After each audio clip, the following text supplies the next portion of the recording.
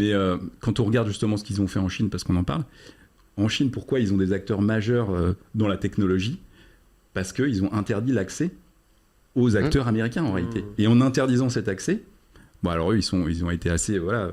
C'est une stratégie. C'est une stratégie, mais ils ont réussi du coup à développer des vrais acteurs majeurs. Est-ce que si nous on avait aussi interdit l'accès aux acteurs américains à notre marché européen, est-ce qu'on aurait aussi aujourd'hui des vrais acteurs majeurs technologiques qui seraient prêts à rivaliser avec un Microsoft, etc.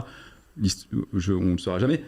Mais il y a quand même ce constat, et c'est ce qui fait aujourd'hui qu'effectivement, on n'a peut-être plus non plus cet écosystème derrière économique qui permet de suivre, de financer les entreprises, de refinancer, etc., et de prendre des risques. Et ça, c'est hyper important. On a vraiment construit notre dépendance technologique, tu vois. Et là, c'est intéressant parce que c'est des choix politiques.